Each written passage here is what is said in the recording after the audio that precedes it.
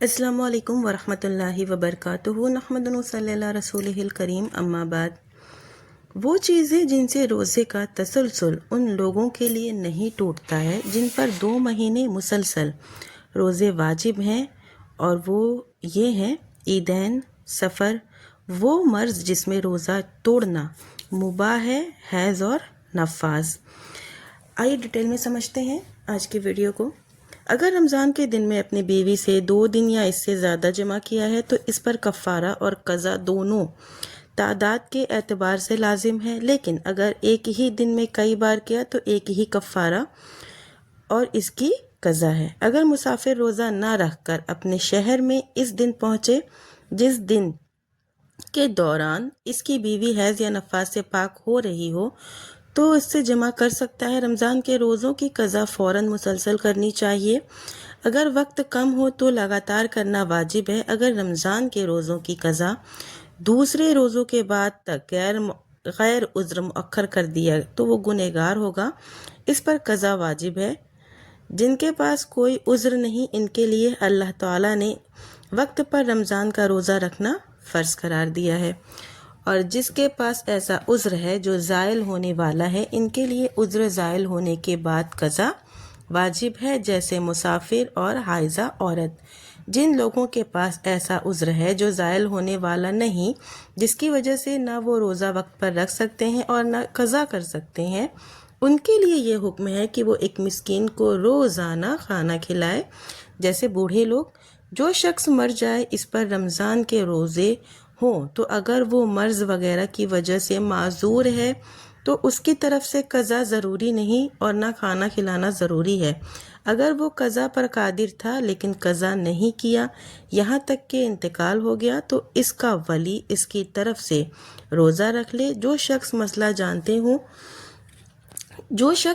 جانتے ہوئے قصدن نہ کہ بھول کر بلا عذر رمضان کا روزہ نہ رکھے تو اس کے لیے قضا مشروع نہیں اور اس کا قضا کرنا درست نہ ہوگا۔ اس کے اوپر بہت بڑا گناہ ہے، اسے توبہ استغفار کرنا چاہیے۔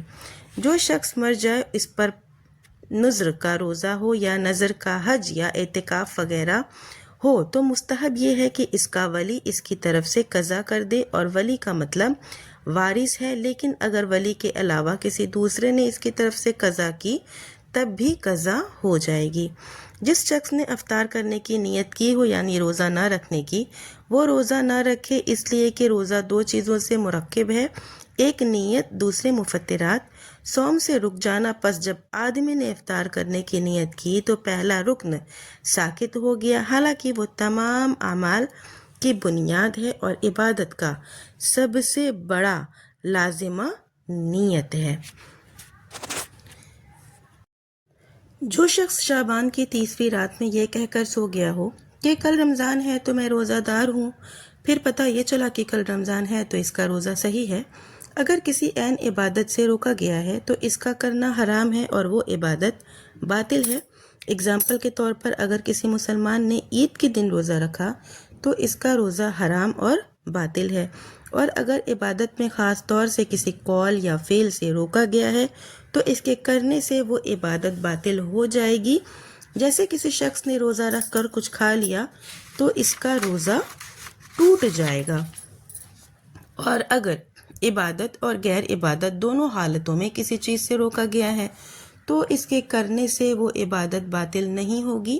جیسے روزہ دار کا غیبت کرنا، پس غیبت حرام ہے لیکن اس سے روزہ باطل نہیں ہوگا، اسی طرح ساری عبادات میں ہوتا ہے۔